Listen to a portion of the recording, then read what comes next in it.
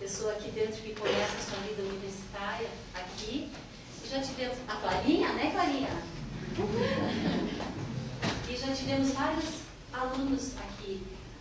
Temos também a Rosemary Braque, que faz anos que está aqui com turminha, a filha dela foi daqui. E a filha dela saiu, ela não, ela quis continuar. Até hoje ela faz há vários anos um trabalho de desenvolvimento e preservação da saúde vocal dos nossos cantores. O que mais? Eu acho que é isso. Muito obrigada. E para terminar, uma música dela chamada Cavaíra, que é uma versão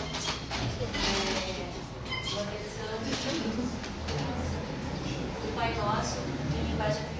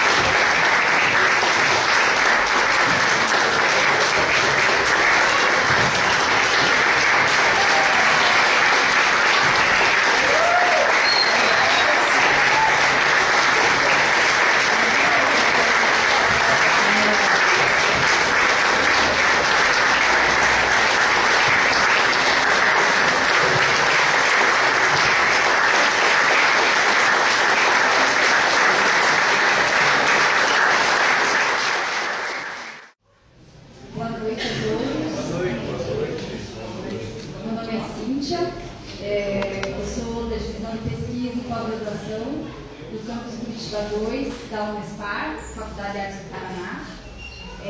Represento aqui a direção também, inclusive a professora Noemi estava por aqui agora há pouco, acho que ela teve que sair. Agradeço o Coral por mim, eu queria ter falado antes, mas ele segue tão rápido que acabei não agradecendo essa abertura lindíssima que eles fizeram com a apresentação do professor Tiago. O professor Tiago hoje vai apresentar o trabalho de doutorado dele, a pesquisa de doutorado dele, defendida na Universidade Federal do Paraná. Né? O professor Tiago Madalosso, ele é professor da licenciatura em música aqui na FAP. E essa palestra faz parte de um ciclo de palestras que nós começamos no mês passado, das apresentações das teses dos professores recém-doutores, para que a gente consiga um maior impacto dessa pesquisa realizada durante 4 anos com a comunidade da FAP e a comunidade externa também. Agradeço também a professora Solange, que segue gentilmente esse horário da noite para que a gente possa fazer essas palestras, né? E deixo vocês então com o professor Tiago. Boa noite.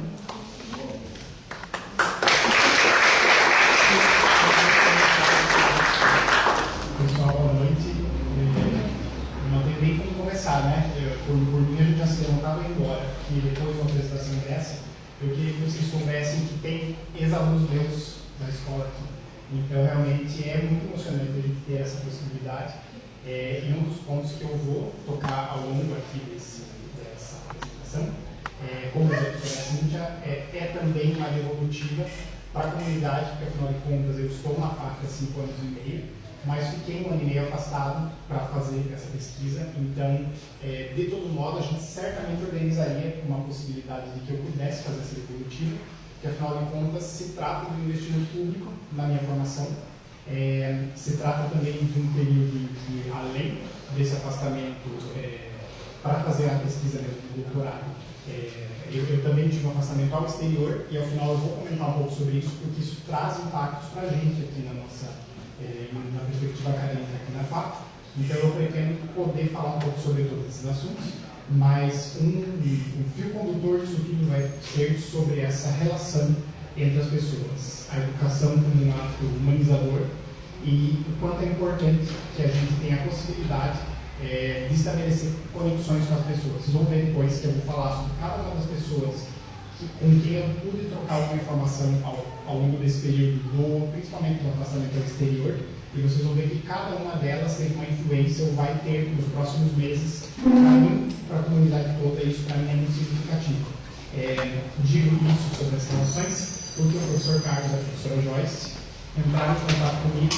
Nós só nos conhecemos por Facebook, apesar de que são coisas do mundo moderno, né? Não nos conhecemos pessoalmente, embora já tenhamos vários ex-alunos que hoje fazem parte do coral, e eles me perguntaram se haveria a possibilidade de eles abrirem essa palestra de hoje, como se eu fosse dizer que não é possível, né? Pelo contrário, eu acho que ficou muito ilustrativo de tudo isso, porque ela fala sobre envolvimento. E eu acho que ficou muito claro para nós, ilustrado pelas 3 canções, o quanto nós temos aqui também um exemplo de educação musical com envolvimento. Eu espero que vocês tenham gostado e eu vou certamente levar a eles esse agradecimento depois. Né? Essa promoção, como eu digo, eu acho que é muito importante aqui no campus, e de novo eu quero agradecer muito a professora Cíntia pela possibilidade desse espaço aberto, porque eu queria que vocês pensassem sobre essa questão toda que aconteceu agora há pouco. Foram mobilizadas 40 famílias para conseguir que isso acontecesse. O professor Carlos veio aqui, eles estão agora ensaiando aqui o coral na sede da universidade, que é uma coisa que me deixa super feliz, ver crianças ocupando esses corredores. Isso é uma coisa extremamente importante, especialmente para mim, já que falo tanto de educação musical infantil, dos anos iniciais do ensino fundamental aqui, então para mim isso é muito fundamental. Mas eu queria que vocês vissem que tem tudo para dar errado. A nossa instituição, infelizmente, todas, né, as instituições, elas muitas vezes nos privam dessas possibilidades. E aí a gente tem uma pessoa que mobiliza 40 pessoas para vir aqui, num espaço apertado, para ensaiar e fazer isso por vocês. E eu queria que vocês percebessem que o que a professora Cíntia fez é a mesma coisa. Nós não temos sala, né, atualmente. Nós estamos com um andar todo em reforma, não em reforma ainda, né? E aí, para a gente conseguir esse espaço, para conseguir que uma fala dessa aconteça, é uma coisa absurda, vocês não acreditam. A gente, sim, para ter a possibilidade de filmar uma palestra, a gente tem que mover meio mundo. Então, é nesse sentido que eu agradeço. Eu acho que nós estamos aqui numa relação de pessoas que veem que a educação vai muito mais além. E, para finalizar ainda falando do coral, para mim, o único sentimento que tenho quando vejo essas crianças ainda bem que elas estão aqui, porque nós, muitos de nós, conseguimos fazer esse país ficar do jeito que ele está. E isso é muito preocupante, e eu acho que nós, de novo, muitos de nós somos motores já de pensar na mudança. As mudanças estão aqui. Então, para mim, é muito bom poder começar essa fala com esse exemplo, porque, realmente, quando achamos que estamos no fundo do poço, temos 3 andares a mais no fundo do poço, então a única forma de sairmos desse poço é com as crianças. E é sobre isso que eu venho falar. Veio falar sobre uma tese, por mais que eu a considere simples dentro da minha forma de pensar, entendo que foi defendida no momento em que eu me sinto até, de certa forma, transgressor. Né? Um dia se viu, no país que nós estamos, alguém defender uma tese de doutorado. Né? Vejo como isso é quase um paradoxo nesse mundo que nós temos atual. Ainda mais uma tese sobre arte, sobre crianças, sobre autonomia. Né? Autonomia é uma palavra quase proibida atualmente. Imagine você falar que a gente tem que dar autonomia para as crianças por meio da arte. Né? Eu sinto que isso é quase uma coisa transgressora. Então eu venho falar para vocês sobre isso. São as coisas que eu venho pensando, não só nesses últimos 4 anos, né? Há muito mais tempo. Então, de novo, agradeço pelo espaço. Eu vou apresentar vocês em 2 partes. Primeiro, eu vou apresentar os resultados da própria pesquisa de doutorado. E depois eu falo a vocês sobre essa questão do afastamento e o que mais isso implicou na vida acadêmica para mim e para a comunidade como um todo, né? Não só da FAP. Então, o título do meu trabalho é o seguinte: a prática criativa e a autonomia musical infantis, sentidos musicais e sociais no envolvimento de crianças de 5 anos de idade em atividades de musicalização. Como a professora Cíntia disse, eu sou professora aqui na FAP, faz 5 anos que estou trabalhando aqui. Tenho uma caminhada de muitos anos na educação musical infantil. E para esse trabalho eu tive a orientação do professor Guilherme Camanelli, que não pôde estar hoje, mas esteve super bem representado, né? na família, da querida família Camanelli, o Gabriel, a Laura estava aqui cantando. Né? E a minha orientação foi da professora Beatriz Sanguilari, da Universidade da Califórnia. Né? Ela foi minha professora aqui, na Universidade Federal do Paraná, e eu tive essa oportunidade de, no ano passado, ficar um tempo estudando lá com ela. Então, eu vou falar um pouco sobre essas implicações depois. E justamente eu vou começar aqui, falando um pouco de que lugar eu falo. Né? Então, eu, quando eu tinha 8 anos de idade, fui para a musicalização infantil, o que é uma coisa muito rara, eu concordo. Eu nasci em Ponta Grossa, lá nós temos um conservatório, em que a gente tem já há muitos anos uma tradição da musicalização infantil. Eu disse a vocês que eu fui com 8 anos, e é isso que sempre me intrigou, porque eu comecei a fazer musicalização com 8 anos e eu me lembro até hoje, e eu tenho realmente essa lembrança que me arrepia das provas de teoria musical, e o quanto aquilo me apavorava no começo, né? E eu, enfim, tive todo o meu desenvolvimento da formação musical começando com o conservatório. Anos depois, na universidade, na licenciatura em música que eu fiz na Universidade Federal do Paraná, eu tive a oportunidade de, desde o 3º ano do curso, fazer parte de um curso de extensão em que eu trabalhava com musicalização infantil. Jamais imaginei trabalhar com crianças, jamais imaginei trabalhar com bebês, e quando vi, estava lá, o que resultou 5 anos depois, na abertura do empreendimento, que eu acho que para 2 jovens de 25 anos era até bastante ousado, que foi a gente abrir uma escola de música, eu com a Vivian, que é minha esposa, fotógrafa oficial. Nós abrimos uma escola de musicalização que permanece sendo a única escola de musicalização exclusiva, né, em Curitiba. Hoje não estou mais lá, já faz 2 anos que não participo mais da escola, mas a escola continua, por isso que digo que temos ex-alunos, que são ex-alunos da própria escola. E ali, vejam, nós trabalhamos com musicalização infantil do 0 aos 8, então é um universo completamente diferente, isso sempre me intrigou. Por que quando eu era criança eu fazia musicalização e era teoria e era um negócio maçante, com 8 anos, por que aqui a gente já chegou a trabalhar com gestantes na musicalização? Né? Então isso foi o que me moveu a pensar isso tudo. E aí, quando eu falo musicalização, já vou começar com a teoria aqui, né? Vou mostrar para vocês a definição que eu uso em musicalização. Musicalização infantil é um processo em que, com a sensibilização sonora, A criança passa a atribuir sentido aos conceitos musicais a partir de uma série de práticas ativas em que se envolve de maneiras significativas. Em outras palavras, o que é buscado na musicalização é fazer com que as crianças se tornem apaixonadas por música. É isso, mais do que outra coisa. É teórico, sim, tem todo um fundo pedagógico que é importantíssimo, que não é uma aula de recreação, pelo contrário. Mas o principal objetivo que a gente tem é de formar apaixonados por música. E essa é a ideia que eu trago então de musicalização, que não era muito o que eu vivi quando era criança, né? E o que aconteceu aqui na escola, durante esses anos todos, eu tive a oportunidade de conviver com muitas turmas, dar aula com muitas turmas de crianças, e teve uma turma que se destacou nesse ponto, na medida em que eu queria fazer essa pesquisa, porque era uma turma justamente que era considerada pelos seus professores como uma turma muito envolvida. Eles sempre falavam esse termo, essa turma é muito envolvida, nossa aula de hoje eles estavam tão envolvidos. Aí os pais falam, nossa, essas professoras são tão envolventes, nossa, essas propostas envolvem tanto as crianças. E eu falei, bom, acho que o destino está me levando a discutir o que é tal desenvolvimento. Então foi daí que veio a problemática da pesquisa, né? Então, o tema foi o envolvimento musical de crianças de 5 anos na musicalização. Já devo adiantar a vocês que uma coisa muito importante, essas crianças que tinham 5 anos e meio à época da pesquisa, foi no ano passado, quando eu coletei os dados, essas crianças tinham 5 anos e meio, mas elas faziam musicalização desde os 6 meses, em alguns casos. Então pensem vocês, imaginem nas nossas vidas, o que é você ter 5 anos de idade e fazer aula de música a 5, né? É um universo muito diferente, é uma infância muito específica, e foi essa infância que eu resolvi estudar no meu trabalho. E aí, claro, como vocês sabem, eu sempre falo para os estudantes aqui que nós somos muito acostumados a ter definições das coisas, nós somos acostumados a fazer perguntas. E no doutorado eu tentei fazer várias perguntas. Então a primeira delas foi: o lugar da educação musical infantil não é, afinal de contas, de autonomia musical? Ou será que a gente só quer formar crianças que saibam de teoria musical? A escola de música, para mim, não era um campo de estudo debaixo do meu nariz, literalmente, né? Como eu poderia, com todo esse envolvimento com a escola, depois de tantos anos, não fazer o estudo na própria escola de música? Então, isso teve uma série de questões, inclusive, obviamente, de ética na pesquisa, porque eu estava fazendo dentro do espaço para o familiar, mas com a vantagem de que eu havia sido professor dessas crianças, inclusive, que participaram, mas já fazia mais de 2 anos que não era professor delas.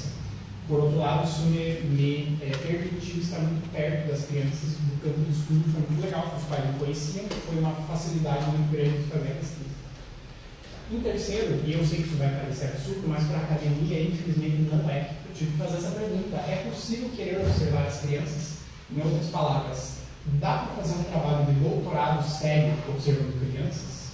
E como eu digo, para mim isso soa completamente absurdo essa pergunta, mas a época em que eu comecei não soava. Eu cheguei a escutar no programa de pós-graduação que não tinha validade eu fazer um doutorado falando de educação infantil, afinal de contas, doutorado só serve para quem vai estudar coisas mais sérias, tipo ensino superior. Então, para mim, isso sempre me chocou demais, né? Eu queria estudar as crianças e digo sim, é possível e é necessário estudar as crianças. Quem é o protagonista das vivências musicais na educação infantil? E aí, aqui para mim é impossível não lembrar de uma campanha de um colégio, eu usei isso na minha tese, uma campanha de marketing de um colégio, uma escola particular, que dizia o seguinte: nesse período de matrículas do ano passado, a gente viu vários outdoors e diziam o seguinte: educação infantil no colégio X, atualizando o lúdico. E esse atualizando o lúdico dizia respeito a escola está dia a dia atualizando o lúdico. E no dia que eu vi esse outdoor, eu juro que eu quase bati o carro, de verdade, literalmente. Quando eu vi isso, eu disse: meu Deus, isso é a coisa mais absurda que alguém poderia falar. Que a escola não pode deixar para estar atualizando o lúdico. As crianças atualizam o lúdico. A escola, a primeira obrigação da escola é dia a dia observar as crianças, que são elas o lúdico. Que é absurdo professores acharem que estão atualizando o lúdico. Elas só precisam olhar para as crianças. Então isso sempre chamou a minha atenção. Aí sim, falei a vocês que essa turma que eu observei é uma turma bem envolvida, mas pelo olhar de quem? Será que essas próprias crianças se consideravam envolvidas ou será que isso era só uma percepção dos professores? E por último, a autonomia musical é construída nas relações entre pares?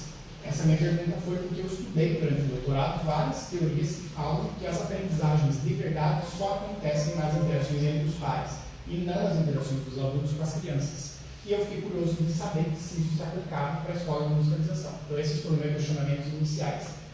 E, como vocês devem imaginar, quando a gente fica 3 anos debruçado sobre um tema, a gente pensa em milhares de coisas que a banca de qualificação vem e nos diz: bom, metade do que você falou não faz sentido, vamos repensar. Isso sempre é um processo importante. Então, eu queria analisar só 5 coisas da qualificação. Eu queria analisar as relações entre pares, as relações das crianças com os adultos, as relações com seus pais, as relações com o espaço físico e as relações com a música. E aí, claro, fui convidado a banca a recortar pela metade isso e passei a pensar no movimento musical das crianças, relacionando apenas 2 questões: questões sociais e questões musicais que implicavam nesse envolvimento. Isso já vai fazer sentido, eu prometo. Então, o meu problema de pesquisa foi o seguinte: como eu posso explicar o envolvimento musical de crianças de 5 anos de idade em atividades de musicalização em uma escola especializada? O que caracteriza esse envolvimento? Os objetivos foram: o principal, compreender e problematizar os sentidos musicais e sociais responsáveis pela construção e pela manutenção do envolvimento musical das crianças em aulas de musicalização.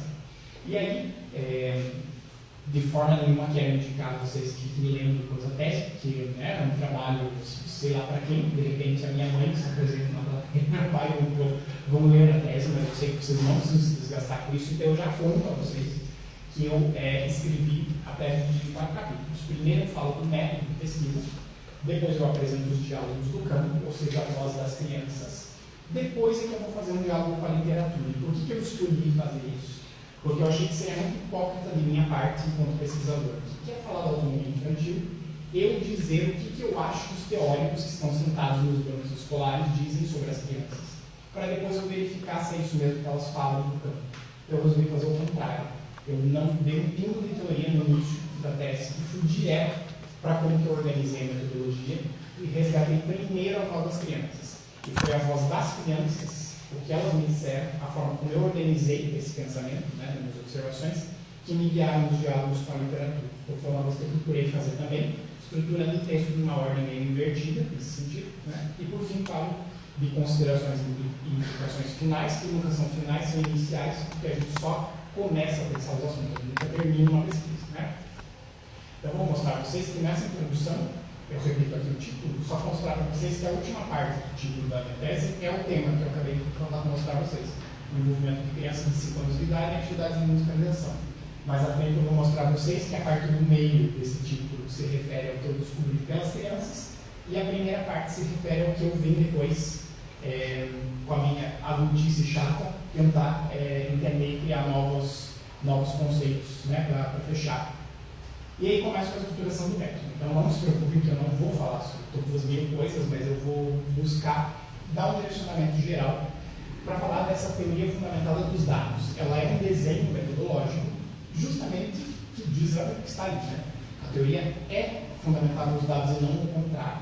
A gente não pega os dados para tentar, como um teste de uma teoria, para ver se a teoria está correta ou não. Foi isso que eu fiz. Então, é uma abordagem que tem por objetivo explicar eventos, atividades, ações e interações educacionais que ocorrem ao longo de tempo determinado, gerando uma teoria explicativa. Foi exatamente o que eu fiz. Então, eu fui atrás de observar as crianças para tentar tirar uma teoria disso. E aí, trabalhei com um estudo de caso justamente porque eu queria compreender uma determinada unidade que era uma infância, que eu já expliquei a vocês. É uma infância muito específica, de crianças de 5 anos que frequentam a escola há muito tempo, e que tem uma vivência musical maior que nós todos podemos imaginar.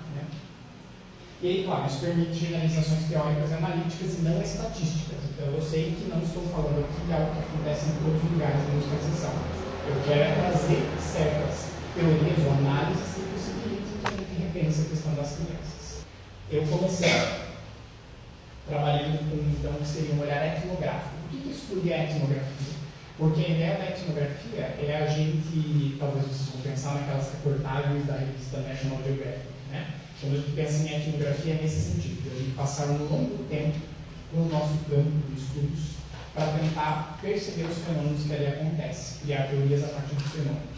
Aqui, no meu caso, é mais do que um olhar etnográfico, é um olhar etnográfico educacional. Então, eu fui buscar um determinado ambiente em que há uma instrução, que é uma escola, E fui trabalhar com essa ideia da etnografia, porque justamente isso, eu sou o principal instrumento na pesquisa dessa. O pesquisador é o principal instrumento, porque a gente tem uma interação constante entre mim e o objeto estudado. Então, o que eu fiz foi isso, ficar um tempão com as crianças, nesse caso foi no semestre de aulas, que eu acompanhei integralmente, e tudo que acontecia na sala eu procurava registrar, para depois perceber o que isso geraria em termos de teoria. Então, eu observei as manifestações naturais das crianças no processo, por isso que digo que foi muito importante fazer uma escola de música, porque eu simplesmente sentava no canto da sala e não era uma figura esquisita das crianças, foi isso que aconteceu. Os dados descritivos transcritos visavam justamente a formulação de hipóteses, conceitos, abstrações, teorias e não a sua testagem. Eu trabalhei, portanto, com uma descrição rica desses ambientes, que já leva uma carga de interpretação, que é óbvio. Eu só tenho 2 olhos, 2 ouvidos, e foi isso que eu observei. Então, talvez outros pesquisadores pudessem tirar outras ideias a partir daquilo que estava sendo observado. E aí isso vem acompanhado por uma explicação teórica, que é uma estrutura de compreensão dos fenômenos. Por isso que a observação tem sempre essa dialética entre experiência e interpretação, numa ideia do interior e exterior dos acontecimentos, situando os contextos. E aí que eu digo mais uma vez uma defesa de por que foi legal fazer uma escola de música, porque eu conseguia muito facilmente explicar esse contexto. A ordem da aula tem uma lógica, porque isso tem a ver com a forma como a gente trabalha nessa escola. As crianças fazem o que se espera delas na estrutura da aula, porque isso faz parte da pedagogia da escola e assim por diante. E aí, claro, para mim foi um ponto muito importante, e depois um acontecimento paralelo a isso, que eu vou comentar com vocês depois, é que a minha esposa entrou num curso de doutorado no meio do meu. Hoje aqui em Santos somos, né? Além da nossa filha, que nasceu no mesmo doutorado, a tese dela também está gestando nesse momento, e ela justamente faz o doutorado num programa que é de estudos da infância. E lá isso é muito claro, de que nós temos uma variedade de leituras possíveis do que as crianças fazem. Então eu não era um mero observador com os olhos. Eu estava o tempo inteiro observando as manifestações musicais das crianças, as manifestações corporais das crianças. Então a anotação no caderno de campo, como vocês podem imaginar, é uma grande bagunça, porque são muitas informações que as crianças mostraram, e aí dessas eu selecionei algumas para a minha análise. E claro, a gente avalia constantemente a metodologia ao longo do trabalho, por isso também é um ponto muito legal da teoria fundamentada dos dados. Aí já apresento a vocês o campo empírico da pesquisa. Então, a escola é a Escola de Música Livre Dourado, que é uma escola que esse ano completou 9 anos de funcionamento. É uma escola que tem 120 crianças, são organizadas atualmente em 25 turmas diferentes de musicalização, e essa turma tinha apenas crianças entre os 5,5 e os 6 anos de idade. Né?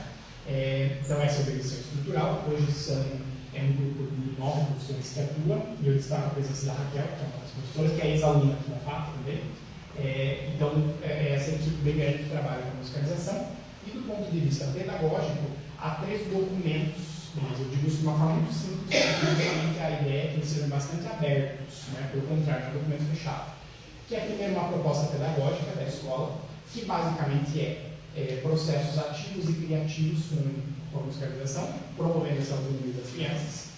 Cada etapa do curso tem um descritivo curricular, então esse grupo, por exemplo, está ali, o nome do grupo era o grupo pré-instrumental, são as crianças antes dos 6 anos, em que se trabalha com aspectos de teoria e de prática que deem subsídios para eles estudarem qualquer instrumento musical ou um coro, vocal, seja lá o que for. Aqui nós temos justamente crianças como os meninos, que são filhos do Miguel da Regina, que participaram das aulas de musicalização, participaram do grupo instrumental e hoje fazem parte do outro corpo. Então, justamente dar essa base para que eles possam seguir à frente.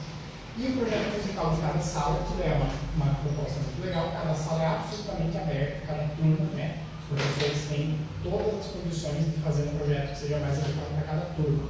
Porque, como vocês podem imaginar, um grupo instrumental que funciona num dia, outra turma no outro dia, tem características completamente diferentes, os professores têm autonomia para esse trabalho. O rock and roll certamente foi um dos aspectos muito importantes para colaborar com esse desenvolvimento, mas foi o tema do semestre em que eu observei as aulas. Vocês vão ver que tudo nas aulas girava em torno do rock and roll e isso colaborou bastante. E é importante destacar que os cuidadores das crianças, os pais, os responsáveis nessa idade, obviamente não ficam dentro de sala junto com as crianças e com os professores, então já é um ambiente de mais autonomia para as crianças, e os cuidadores eles entram em sala 2 vezes ao longo do semestre no que a gente chama de aulas abertas. Então, na proposta da escola, a escola abre as portas para que os cuidadores vão e assistam as crianças fazerem o que elas já fazem normalmente nas aulas, numa apresentação. Vocês vão ver que eu vou falar da aula aberta depois. Os participantes estão ali, então as professoras não fiz questão de deixar uma delas anônima, que eu sou o maior fã das duas, são professoras da minha filha, inclusive, né? Se tem selo de qualidade melhor que esse, são a professora Alice e a professora Rosana. Já quero que vocês percebam que elas tinham 11 semestres de vínculo com a escola, eram as professoras mais antigas no corpo docente. E já tinham tempo de participação com esse grupo, enquanto turma, há pelo menos 2 ou 3 semestres, o que também faz toda a diferença. A gente sabe que a questão do vínculo é muito importante. E as crianças, aqui foram usados os pseudônimos, né? Eu coloco ali o tempo de vínculo com a escola. Então vocês veem que a grande parte delas tem 7 a 9 semestres de vínculo, né? E em geral faziam mais ou menos 3 semestres que já estavam juntas por coincidência como turma, né? Porque cada semestre muda um pouco a logística da família, mas elas já eram como turma assim. Apenas uma das crianças era mais nova. Lá na escola são 2 salas de aula. Eu faço questão de mostrar aqui essa disposição das salas porque fica muito claro que a sala da esquerda é uma sala destinada em geral à educação musical das crianças menores, então vocês veem que todos os objetos, os instrumentos estão classificados, mas não estão ao alcance das mãos, apenas ao alcance dos olhos, né? Enquanto que na outra sala tudo já fica mais disposto no chão, porque é para as crianças em geral maiores.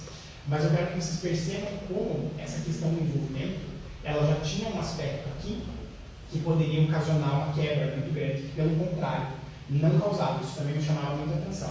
As crianças acessavam a escola, ali pelo percurso, indo até a sala 1, e nesse caso da aula, como havia uma outra aula acontecendo ao mesmo tempo, havia um inconveniente de que a única forma que a escola, que a coordenação fez para que houvesse várias aulas ao mesmo tempo de manhã, foi que as crianças começassem a aula numa sala, na metade da aula elas fossem para outra sala, e aí fossem embora.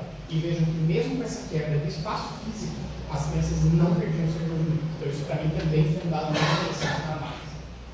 Aí sim, apresentando então as últimas informações sobre o campo empírico, eu trago os procedimentos de coleta de dados. Tudo foi baseado nas observações. Eu volto aqui para mostrar que aqueles asteriscos ali eram os meus pontos de observação. Então eu ficava em cantinhos da sala observando o que as crianças faziam. Portanto, eu não participava da roda junto com elas, né? Há uma pesquisadora, não está aqui o nome dela, mostro daqui a pouco, uma pesquisadora portuguesa, a Manuela Ferreira, que ela fala que mais de uma observação participante, muitas vezes a gente faz uma participação observante, que é quando o pesquisador é convidado a participar das atividades junto. Não foi o caso aqui. As crianças só se referiram a mim uma vez durante o semestre todo, que para mim foi bem curioso. Eu estava realmente camuflado na paisagem da sala, né? Utilizei apenas um caderno de canto para fazer as anotações, analisei documentos, como aqueles que eu mostrei para vocês, os documentos da escola, e as gravações em vídeo foram utilizadas, mas no momento do registro da tese eu preferi não utilizar. E aí, como eu disse a vocês agora há pouco, que a gente sempre tem que fazer muito com pouco, para minha sorte, a minha irmã, que é uma ótima ilustradora, fez ilustrações artísticas que eu vou mostrar para vocês daqui a pouco de alguns desses episódios que foram coletados. Então eu não utilizei fotografias nem vídeos para o registro da tese. Eu trago aqui uma ideia do Corsário, que é um pesquisador da área de sociologia da infância, do que ele chama de episódio interativo. Seria cada uma das situações que a gente, como pesquisador, organiza, porque é óbvio que as crianças elas não param para dizer agora vamos organizar a nossa conversa. Não. As conversas estão acontecendo paralelamente e o pesquisador tem que achar uma forma de que uma situação tenha início, meio e fim. É o que ele chama de episódio interativo. Só que no meu caso eu não usei a ideia original dele, porque para ele um episódio interativo é quando duas crianças qualquer se encontram, começam uma situação de fala e até que elas vão falar uma coisa ou outra. Isso é um episódio interativo. No meu caso eu extrapolei um pouco isso, porque houve dias nas aulas em que na primeira atividade da aula as crianças interagiam com material musical. Dali a meia hora elas voltavam a trabalhar com o mesmo repertório, por exemplo, só que com xilofones, vamos dizer assim. Eu entendia que isso eram duas partes do mesmo episódio, então foi uma outra forma de organizar os episódios. E claro, a ideia de a gente estar no campus como pesquisador sempre é rehistoriar e reinterpretar. Essa ideia de rehistoriar para mim foi muito legal, que é, eu tinha as anotações de canto, e quando eu terminava a aula, eu ia transcrever essas aulas, é claro, isso passava pelo meu olhar, pelo meu filtro de pesquisador, mas eu recontava a história, então rehistoriar. Isso leva a categorias de análise. Para finalizar, antes que eu mostre as imagens a vocês, eu quero só mostrar esse modelo aqui do plano de aula, que foram outros documentos que foram utilizados, e eu fiz questão de trazer esse, que é o da aula 1, porque eu quero que vocês observem que há uma lógica na metodologia que é utilizada na escola, em uma lógica de início, meio e fim, né, que há uma sessão de saudação e aquecimento, uma sessão principal da aula, que ali no caso elas utilizaram ou pretendiam utilizar a prática vocal, jogo de copos, dança e prática com xilofones, seguida de uma leitura melódica, e a parte final da aula, que era uma audição final, que já era rock, né? Era o Hello Goodbye. E vocês vão ver, por isso que eu escolhi trazer esse exemplo, todos aqueles lugares que estão marcados com X foram coisas que tinham sido planejadas por elas e não foram cumpridas. Ou seja, quando a gente vê isso, vocês vão dizer, nossa, mas as professoras são essas, né? Elas planejaram uma aula e outra. Fizeram metade do que elas pretendiam e ainda trocaram o repertório. Então isso para mim é que eu enalteço como uma forma delas criarem o movimento. Elas estavam atentas ao que as crianças estavam fazendo na aula, a ponto de saber que não tinha o menor cabimento elas fazerem certas atividades. Elas tinham que insistir em outras. Né? Então já vou falar mais sobre isso. Aí sim, desses diálogos do campo empírico, eu selecionei 20 episódios, que eu então defini como um conjunto de situações com um sentido musical. Desses 20 episódios, eu pedi essa ilustração de 6 dos episódios, então eu trouxe aqui para vocês, mas com o objetivo de mostrar que eu sei que nem todo mundo talvez compreenda da mesma forma como eu o que é essa situação da musicalização. Eu quero mostrar alguns desses episódios. Já na primeira aula, vejam que legal, eles tinham feito uma atividade de percussão para iniciar a aula com um repertório de rock. Era um riff de um rock bem famoso. E aí nessa atividade, eles já foram fazendo o primeiro arranjo para xilofones. Então vocês vão ver ali, com algum detalhe, né, que os xilofones não estão com todas as lâminas, com todas as plaquetas, justamente porque já era um arranjo. Então na primeira aula eles já estavam tocando um rock and roll com um arranjo, que tinha mais de uma voz, inclusive, né? A professora tocando o violão. Esse aqui já é na aula 6, e eu faço questão de destacar isso aqui pelo seguinte: essas crianças vinham de um outro nível que se chamava iniciação musical, que é um nível de crianças entre 2,5 a 5 anos, e na iniciação musical eles têm contato com a linguagem musical, com ritmos, então as notas musicais enquanto ritmos apenas. Eles trabalham já com essas leituras, de crianças de 4, 5 anos, e eles também trabalham com diferentes formas de notação de sobe e desce, dos graves e agudos. Mas eles não trabalham com leitura de pauta. Isso é uma coisa nova. Eu quero só que vocês percebam que, quando começou esse semestre, eles nunca tinham visto uma pauta musical na vida.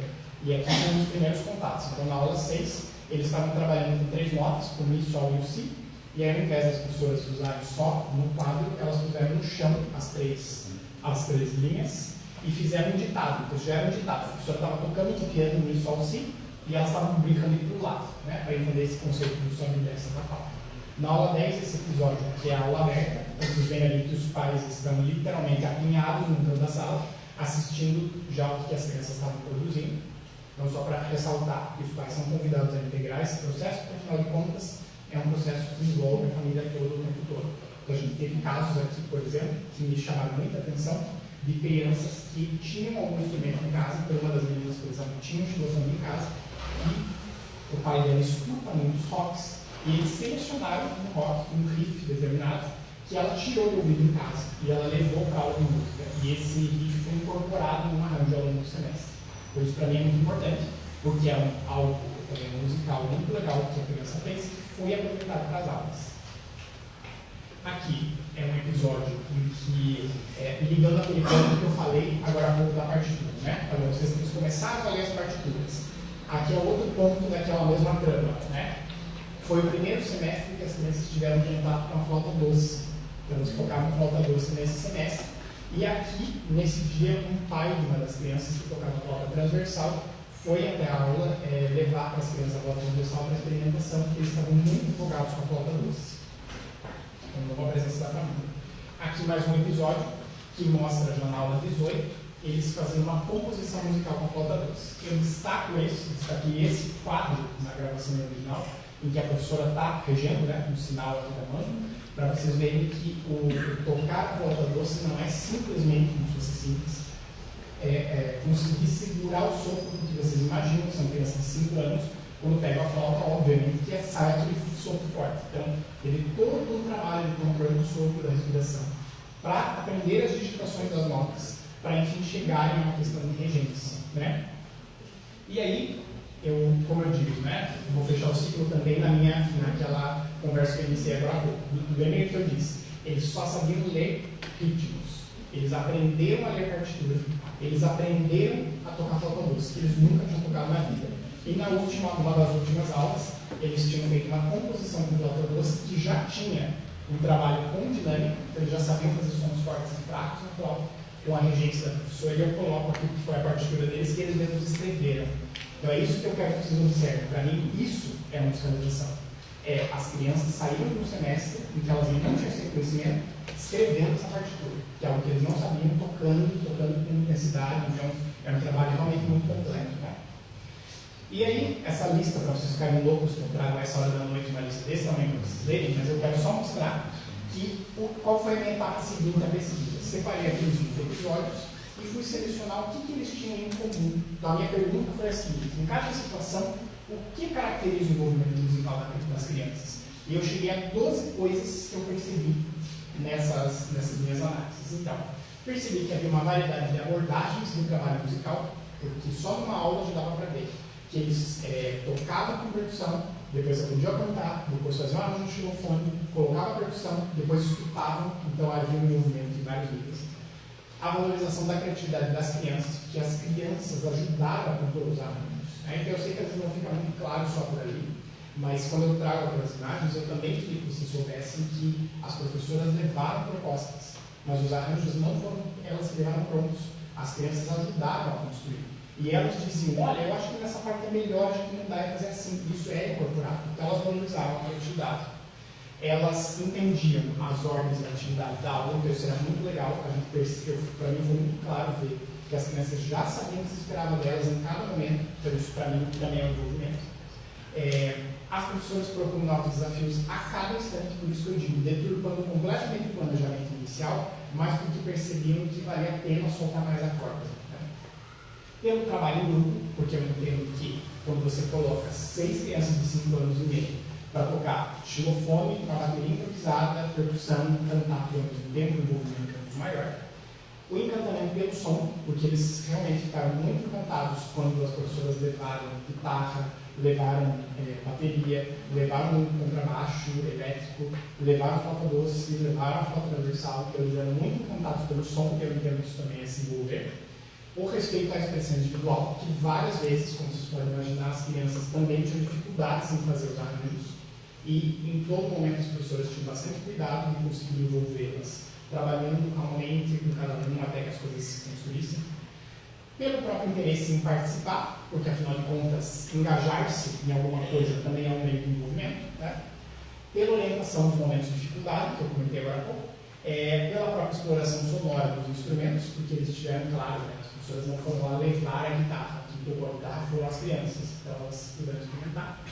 A criatividade delas ao propor os arranjos e a conexão com o material musical no repertório, que ficou evidente, que como vocês podem imaginar, quem é que é uma criança de 5 anos e meio que não se envolveria com riffs de rocks famosos, né? Pelo contrário, eles saíam, e eu tenho várias cenas registradas das crianças, assim, aquela criança que é a mais introvertida da sala e que saía na recepção da escola tocando na frente de todos os pais, tão empolgada que estava em tocar o repertório de rock.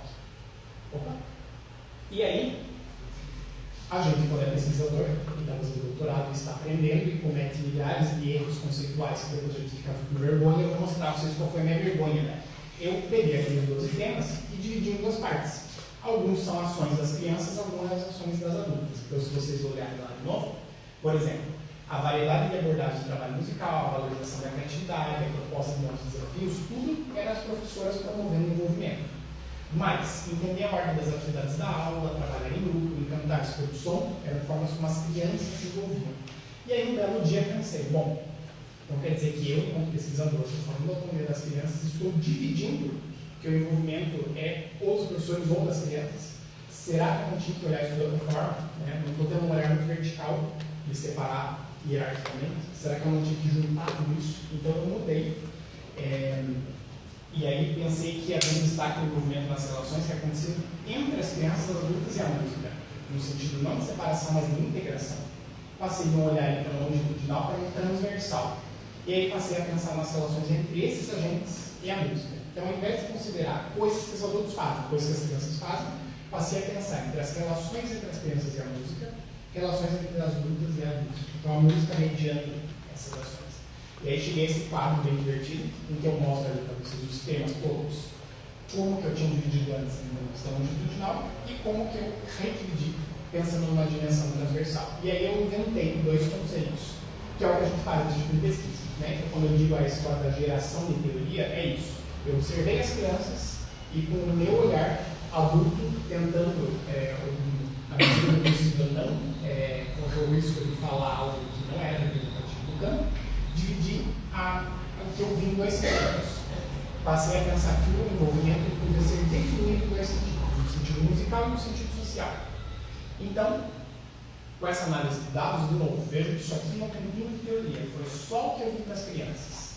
Claro, com o meu olhar, experiência de vários anos, né? Enfim, que o fazer musical, ele é colaborativo, e não fazer musical à parte das adultas. Eu achava que a criatividade das crianças estaria nos momentos em que as professoras davam aquele momento de folga e entre uma atividade e outra, e é ali que as crianças aprendiam. Então, nas primeiras aulas eu cheguei a ficar preocupado, porque parecia, no primeiro lugar, que as professoras não davam tempo de as crianças falarem nada, porque era o tempo inteiro de diálogo sem parar. E aí que eu me dei conta que não, pelo contrário, elas sabiam tão bem se comunicar com essas crianças que elas estavam numa parceria constante. Por isso que parece que nem tinha momentos de pausa na aula, porque um dava uma ideia, o outro trazia uma ideia, isso muito costurado, né? E aí, claro, isso se mostrou inviável pensar em ações exclusivas, seria um paradoxo, uma coerência minha na análise, separar ações de adultas e ações de crianças. E aí vieram esses dois conceitos. E isso redefiniu todo o meu trabalho, como vocês podem imaginar. Quando eu fui fazer a qualificação, que foi antes disso, a qualificação do trabalho, eu tinha 40 páginas escritas no referencial teórico, que eu deixei de lado e comecei do zero, depois que eu fui ver as crianças. Né? Então, eu entendi que o envolvimento tem um sentido musical, na medida em que as crianças se envolvem com a música, mediadas pelas adultas professoras. E há um sentido social na medida em que as crianças se envolvem com as adultas, mediadas pela música. Né? Essa foi a questão que eu tirei dessa ida ao campo. Por isso que está ali o título, né? Eu falei, não sei se o título ia voltar algumas vezes. Ele está ali, sentidos musicais e sociais, foi o que eu descobri no campo. Como vocês perceberam, eu inverti o título, né? O título ideal seria o envolvimento de crianças de 5 anos de idade em atividades de musicalização, sentidos musicais e sociais, prática ativa e autonomia. Mas eu fiz o contrário, justamente porque a minha tese foi escrita ao contrário, né? Eu comecei com o estudo de caso e depois a teoria. Então agora vamos para a última parte, que é o diálogo com a literatura. Então esse foi um mapa que eu montei. Vocês veem ali os dois conceitos, os sentidos musicais e sociais no envolvimento. E aí, com os sentidos musicais, o pessoal da graduação aqui vai ver que eu falo muito sobre esse assunto, porque realmente passei esses 4 anos falando sobre isso. Trabalhei com discussões de musicalização, de atividade e de criatividade. E do ponto de vista dos sentidos sociais, eu trabalhei 3 conceitos: o de desafios versus habilidades, o de gestão de aula de música e o de autonomia musical infantil, que eu vou falar rapidamente sobre eles. Então, nos aspectos sociais, nos aspectos musicais, eu voltei a partir daquela ideia de musicalização. Não vou repetir, porque está lá a definição, como eu mostrei para vocês desde o início, mas eu queria mostrar o seguinte, que essa definição, eu desenvolvi para esse trabalho, mas ela carrega informação de pelo menos 5 autores diferentes ali. E um que eu queria destacar para vocês é o seguinte: vejam lá que falam em maneiras significativas. O que é uma criança se envolver com música de maneira significativa? Para mim tem um duplo sentido também. Vocês veem que tem várias coisas duplas nesse trabalho, né? Então aqui também tem um duplo sentido.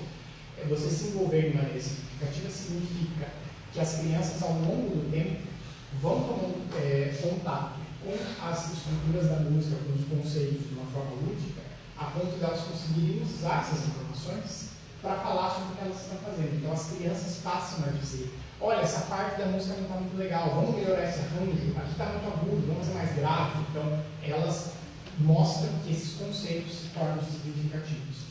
E também é significativo na medida em que faz sentido e, no fim, houve aprendizado. Então, isso eu também queria destacar. Quando vocês veem ali a partitura, eu queria que vocês percebessem que isso aqui não foi uma...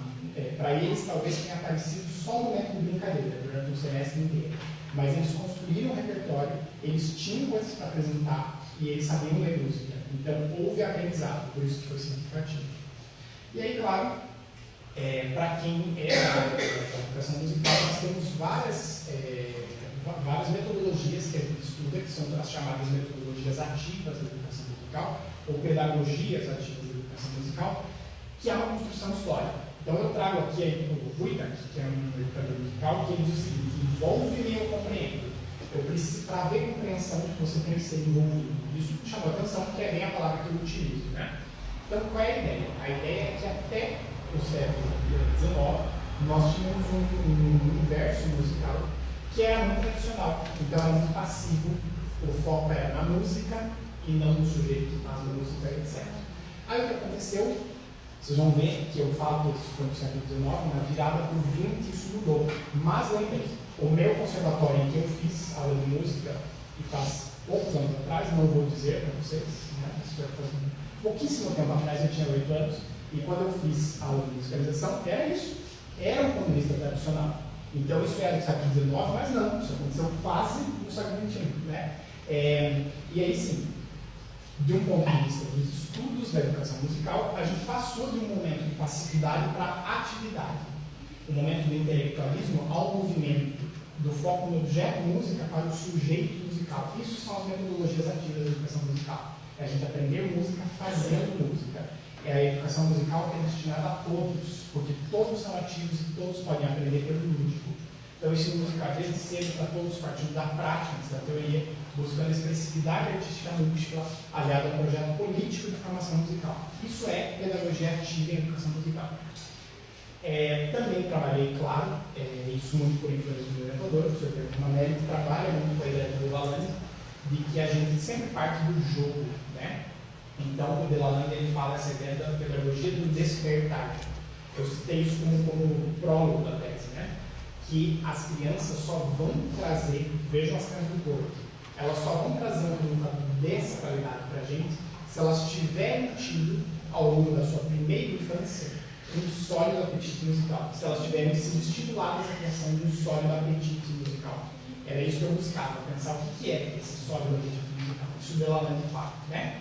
A educação musical é o desenvolvimento dessa atitude lúdica que existe dentro das crianças, que é a fonte do jogo musical. Então ele usa essa palavra jogo.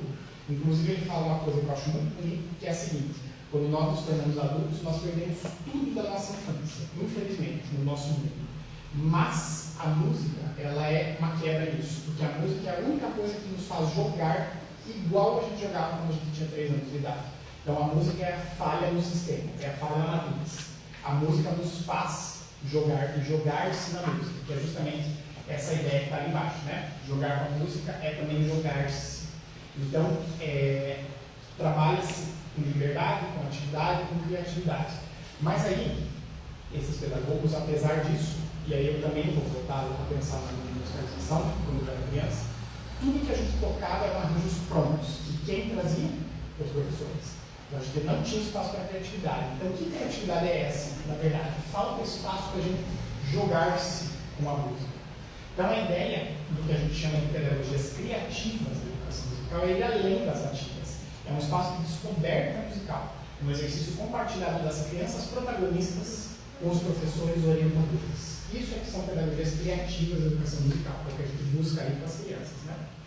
E aí eu trouxe esse conceito que eu defini de criatividade, com esse A maiúsculo, porque ele embute a ideia de criatividade, que justamente eu queria que, quando alguém lê isso, perceba que eu não estou falando de criatividade musical. Criatividade musical, talvez isso aqui, vocês vão pensar em estudos que vão falar por que o Beethoven era criativo. Não é nesse sentido. Eu entendo que a criatividade musical é algo muito mais natural do universo infantil, e é para todos realmente. Então, o que é uma síntese disso? Né? A criatividade é jogar-se com música.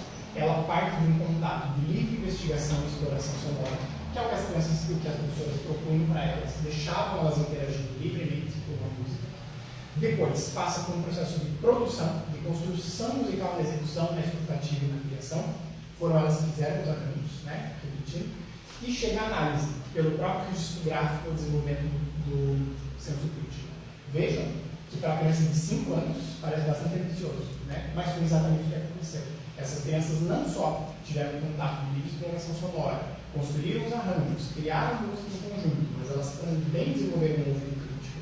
A gente escutou elas dizerem: nossa, o nosso arranjo ficou muito legal, ele é mais legal do que a gravação da banda X. E isso é muito importante para as crianças, né? Então vejam lá que a criatividade, apesar de parecer que é uma coisa só das crianças, ela envolve também uma troca social, porque há crianças protagonistas orientadas por professores. Então isso tem que a gente destacar.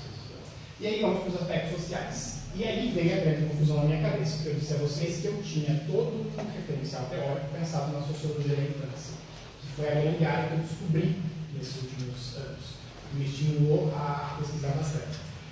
O problema talvez seja que eu não tinha o quanto esse, por estar numa escola de música, em que há claramente um processo de instrução, a relação que acontece com as adultas era muito importante.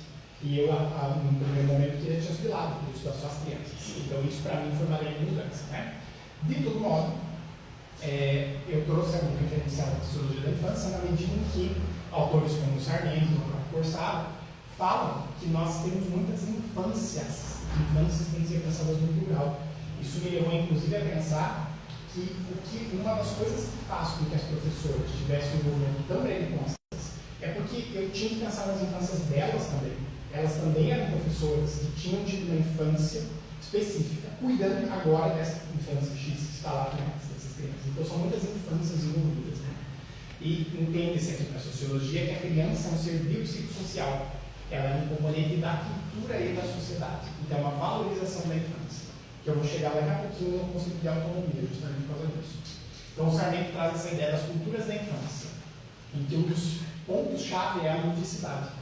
A ludicidade é a condição de aprendizagem da sociabilidade, representada no brinquedo e no brincar, como construções genuínas das crianças.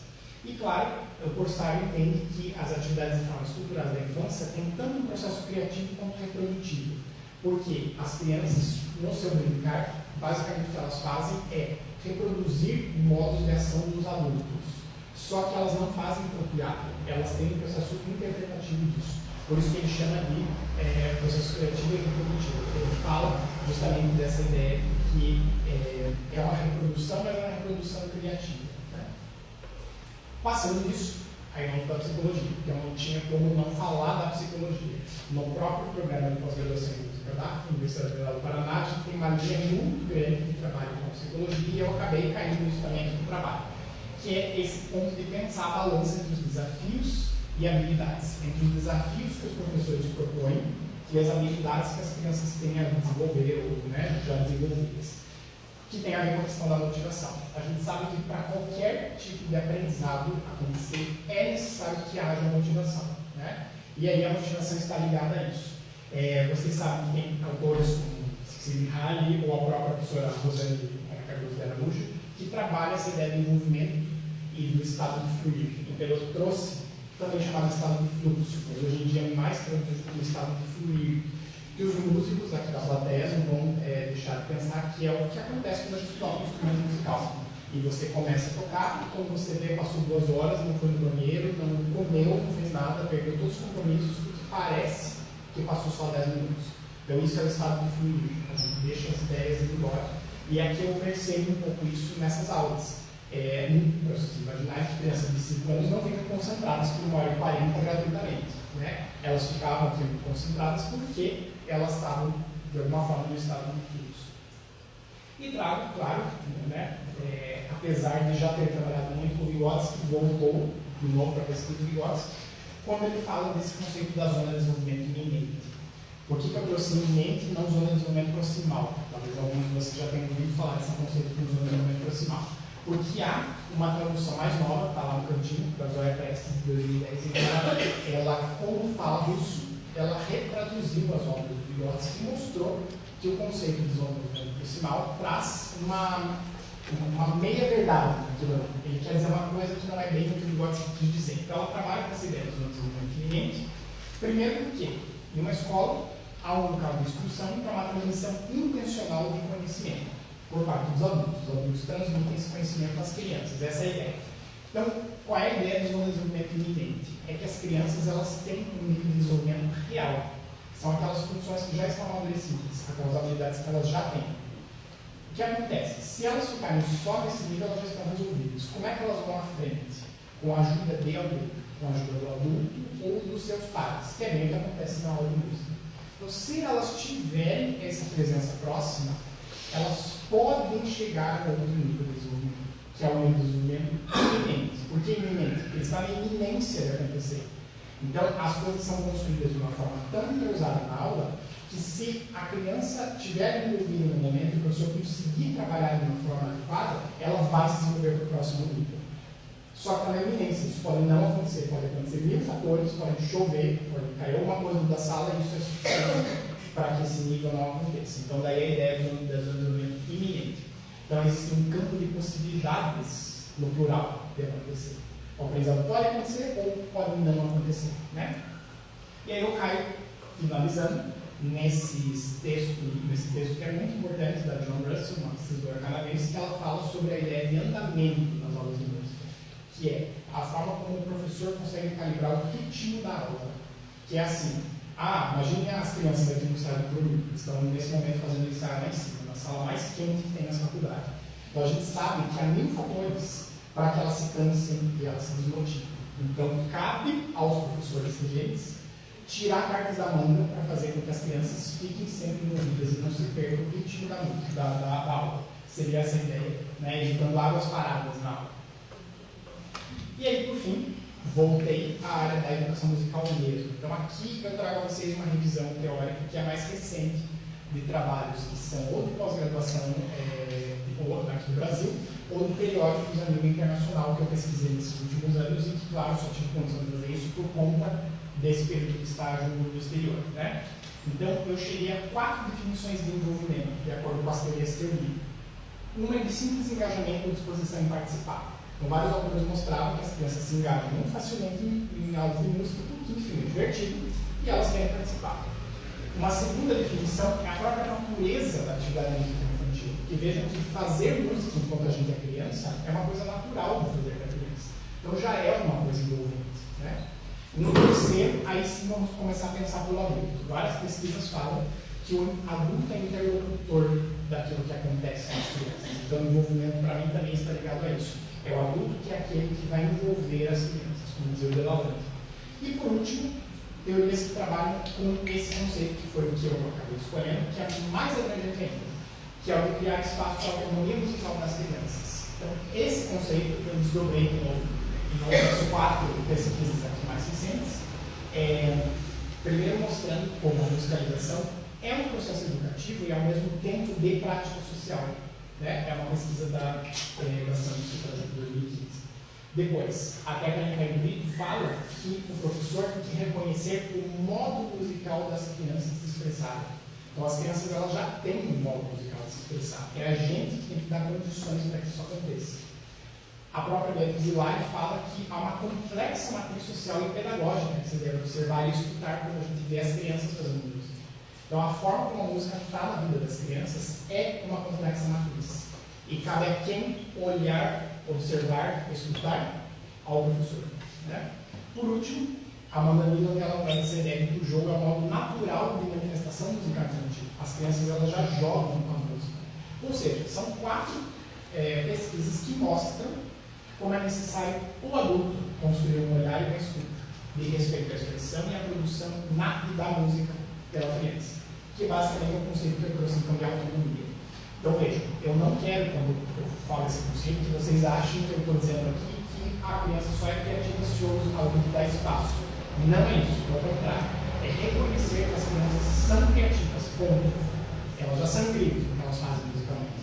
O que acontece é que nós precisamos ampliar o nosso olhar para fomentar isso, né?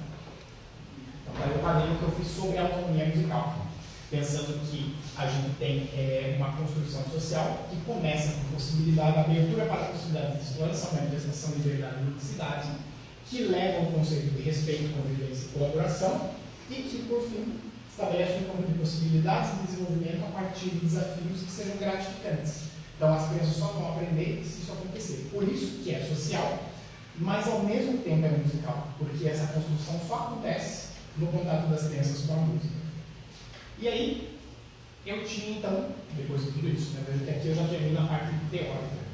Quando eu comecei a tese, eu tinha essa definição de envolvimento.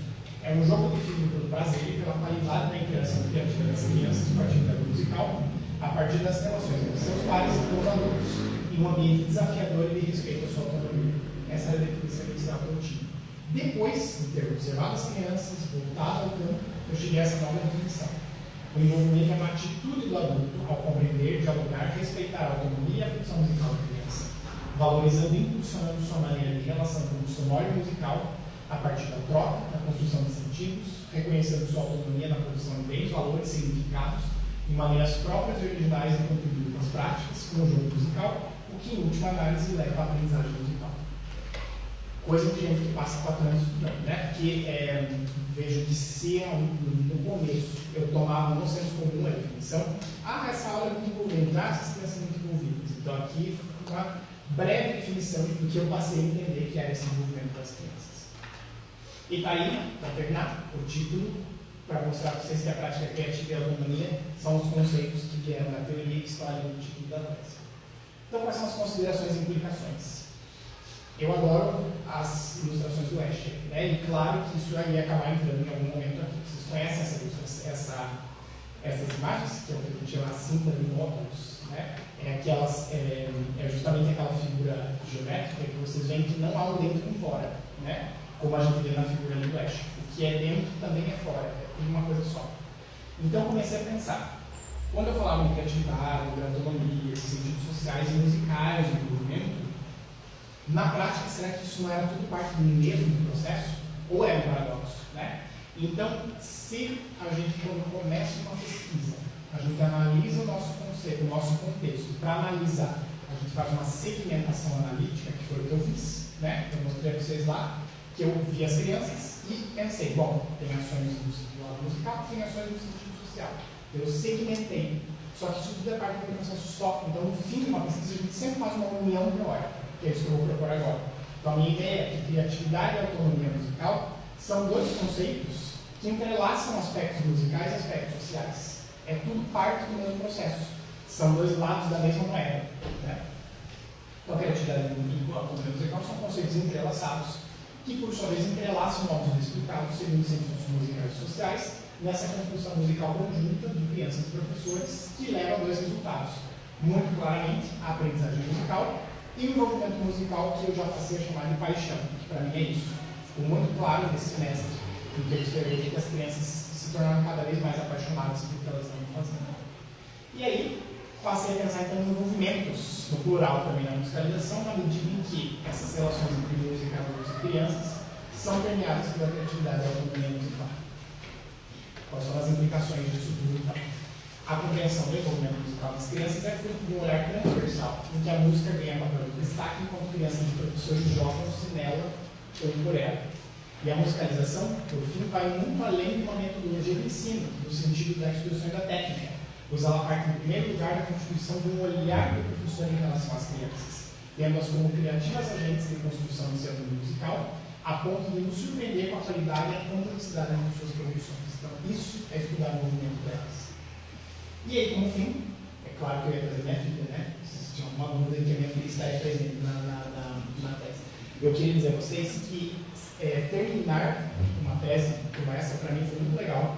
Em primeiro lugar, como eu digo, porque estando a gente na situação em que nós estamos, principalmente no nosso país, eu realmente acho que é muito legal poder dizer a vocês isso, que as crianças elas fazem muito, que nós precisamos abrir os nossos olhos e os nossos ouvidos para o que elas fazem, porque construir a autonomia é a base para que a gente forme seres humanos, né? Então, por isso que defendo literalmente essa ideia da autonomia das crianças. E eu trouxe essa foto porque, como vocês sabem, né, aquelas coisas do destino, a Helena ela gosta muito da Biblioteca Pública do Paraná. E durante 2 anos, que a gente ia lá quase toda semana, eu nunca tinha percebido que tinha um mural desse tamanho, 3 metros de altura, com essa frase do Guimarães Rosa, que eu só vi na última semana que eu estava fazendo a tese.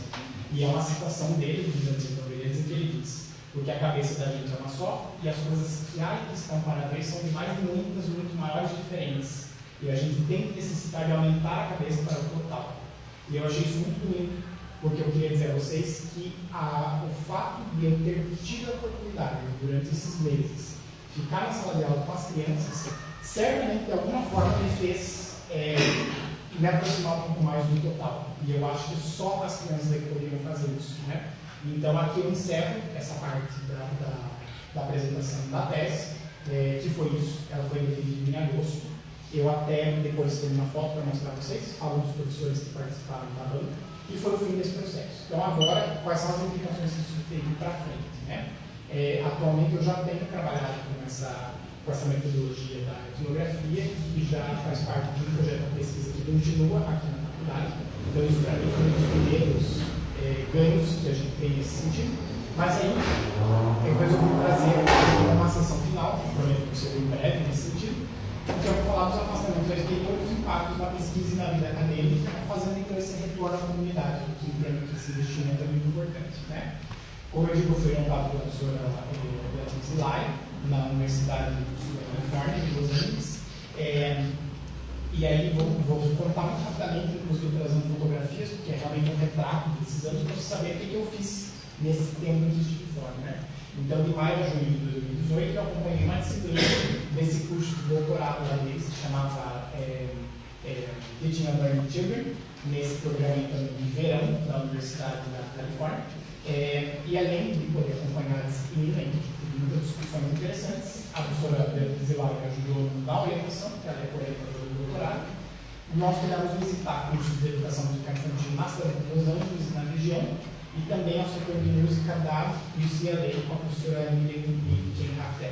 Isso são todas pessoas com quem a gente se conectou e que estão gerando vários contatos para os trabalhos para frente. Então, eu coloco aqui as aulas de fotos, né, da Universidade da Califórnia, do Departamento de Música, o espartano, que é o símbolo da universidade. Aqui de novo, né, eu desenhei bem na UF. Para vocês verem que a Vivian participou de um curso do Music Together, que é uma grande escola de musicalização mundial, né? Aqui a professora de uma escola que se chama Music Beginnings, em que nós vamos fazer uma aula experimental, que essa é a vantagem de ser pai de uma criança pequena, né? Aí a gente é super convidado a ir fazer aula experimental nas escolas, então nós aproveitamos para pensar do ponto de vista metodológico. Aqui vocês veem a professora Beatriz Lai e a professora Lili da UCLA, e a gente, minha esposa. Então a gente aproveitou para estabelecer esses contatos, né? Depois, logo em seguida, nós fomos até Buffalo, no estado de New York, para participar dessa convenção internacional da associação deles, da Educação Musical Infantil e Movimento, né? Eles trabalham lá nos Estados Unidos, não existe esse conceito de musicalização, como a gente tem aqui. Então eles substituem para a ideia de music and movement, né? A forma como eles colocam.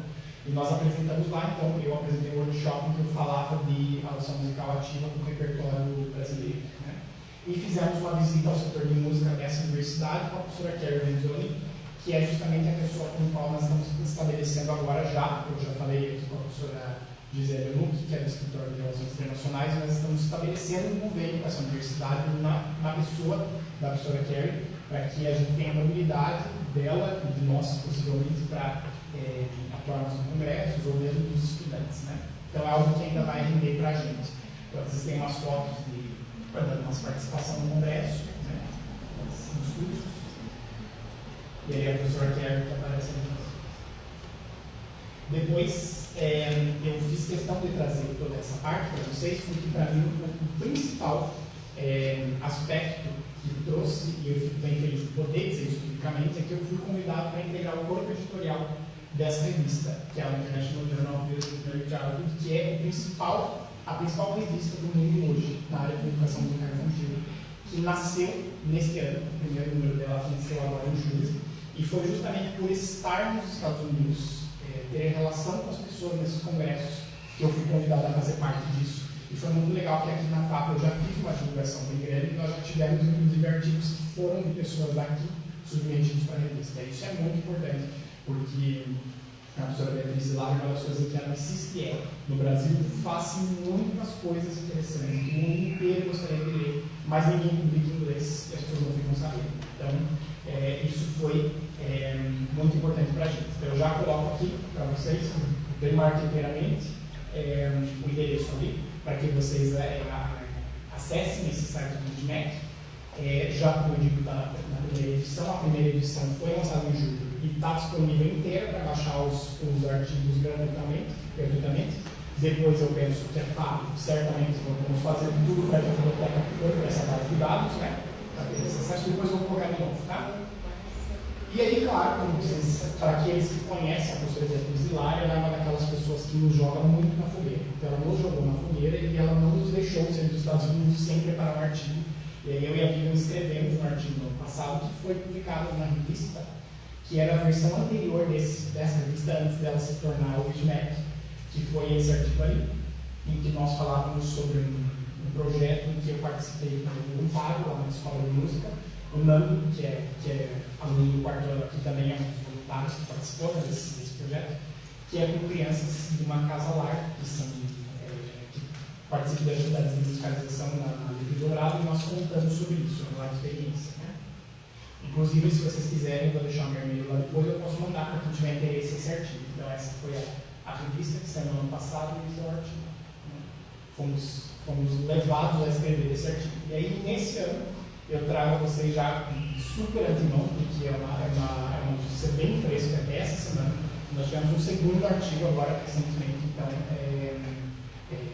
aceito para publicação no volume 2 da GitMac. Então, possivelmente, na semana que vem, já deve ficar pronta essa revista. Então, eu digo, por que isso é importante? Porque, seja como for, é o nome da gente, é o nome da universidade, que está na revista mais importante da área no mundo, né? E aí, nesse caso, foi um artigo que nós escrevemos sobre audição musical infantil, que é um tema que eu adoro muito aqui, é um tema de uma disciplina optativa no nosso currículo novo, que provavelmente vai ser ofertado em breve, né, para os estudantes, e daí gerou isso aí. Então, eu trouxe aqui, inclusive, uma versão do Word com as correções, vocês veem que é bem nova mesmo, né? Está no prelo e deve sair agora na próxima semana.